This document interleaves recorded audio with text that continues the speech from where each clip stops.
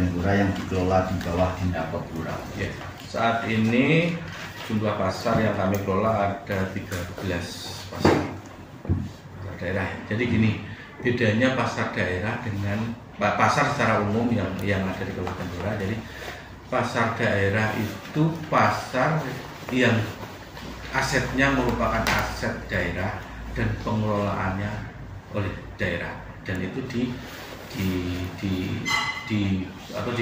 bidang kami, difokuskan di bidang kami.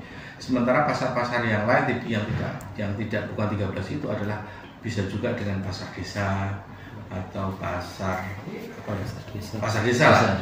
Pasar desa. Kalau pasar desa itu masuk di pemerintah desa ya. Itu sehingga bukan dari penganggaran dari kami. Untuk yang selanjutnya Pak, dari pasar yang ada mana saja yang potensi menghasilkan PAD yang tertinggi Pak? Saat ini PAD tertinggi kami ada di pasar Sidomakmur. Sidomakmur itu merupakan pasar yang paling besar jumlah dari luasannya juga paling besar, juga jumlah pedagangnya juga paling banyak. Jadi secara keseluruhan di sana paling tinggi. Jadi gini, pendapatan jadi kami bidang pasar itu menghasilkan restribusi daerah ya. Jadi restribusi itu dibagi beberapa pemasukan atau beberapa rekening. Sebagai contoh dari restribusi dari kios, dari los sewa itu ya, sewa los, sewa kios. Kemudian kalau dulu itu ada pemasukan dari parkir, kemudian ada dari sewa MCK. Tahun ini kan sudah ditiadakan. Jadi ada beberapa pengelolaannya di sana dan mempunyai rekening sendiri-sendiri, sehingga penyerahan kita itu terpisah-pisah. Artinya sesuai dengan yang dikelola oleh masing-masing pasar itu. Ke pemerintah daerah itu ada beberapa rekening, sehingga kalau dijumlahkan total, kalau yang terbesar sehingga kami bisa menyampaikan memang pasar Sidomakmur yang terbesar.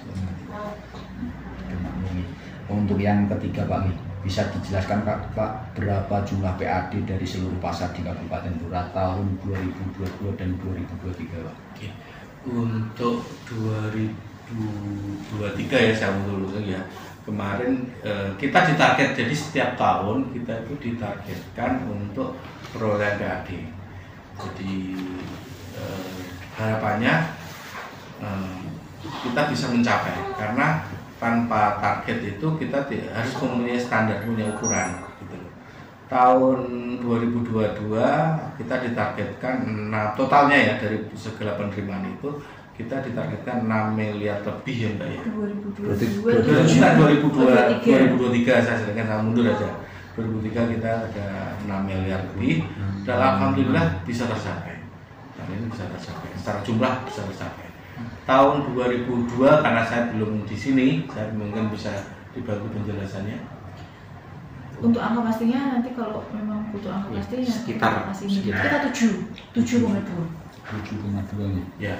Jadi kenapa tahun 2023 ini mengalami penurunan?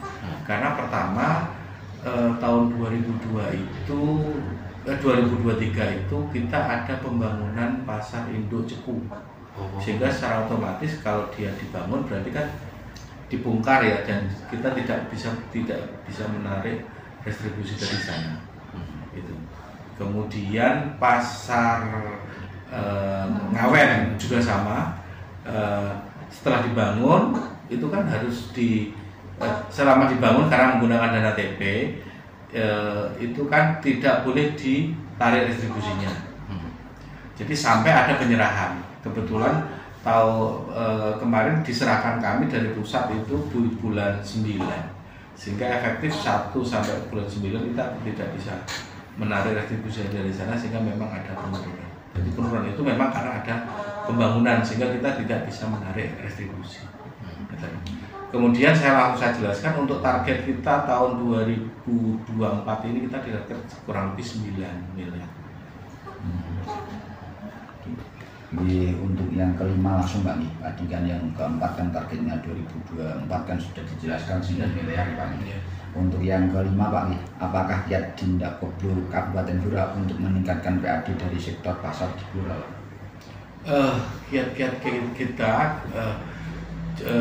sebenarnya harapan kita ya, terjadi keseimbangan antara jumlah PAD yang kita hasilkan dengan pengembalian PAD itu ke masyarakat atau ke pedagang, karena kita menariknya dari rata-rata dari pedagang dan pembeli gitu. Nah, selama itu bisa tercapai, insya Allah pengelolaan pasar ini bisa maksimal, karena dari pengalaman kita tahun 2023 pengembalian PAD itu baru kurang dari 5% dari PAD yang kita terima. Kalau kita mengingat peraturan yang ada, PP, Bapak Pemerintah sudah mengeluarkan PP nomor 35 tahun 2023. Disebutkan di pasal 50, mungkin jangan bisa browsing nanti di pasal 50. Pada intinya bahwa kegiatan pendapatan restribusi itu diutamakan untuk dikembalikan untuk peningkatan pelayanan. Nah, yang sampai sekarang itu belum bisa dilakukan. Dari sejumlah sekian itu kita belum optimal lah pengembalian untuk ke pasar, sehingga kita belum bisa meningkatkan pelayanan. Itu kiat-kiat kita. Jadi kalau kiat-kiatnya kita pengen sebenarnya berusaha supaya besaran distribusi yang didapatkan di daerah itu bisa dikembalikan ke masyarakat dalam bentuk pelayanan, sehingga penganggaran di kami bisa ditingkatkan. Ininya begitu. Yang selama ini baru sekitar kurang lebih 5%, sangat sedikit sekali. Harapannya kita itu. Terus kemudian kalau kiat ya, karena kita usaha-usaha kan ya, kalau saya sampaikan dengan kiat, ya kiat kita untuk tahun 2024 kita pengen berusaha agar penerapan e-restribusi itu bisa dilakukan sepenuhnya untuk seluruh pasar yang ada di Kabupaten Blora. Karena tahun ini ada beberapa pasar yang belum bisa dilakukan penarikan dengan e-restribusi. Jadi berusaha mengenal istilah e-restribusi sudah ya, seperti itu.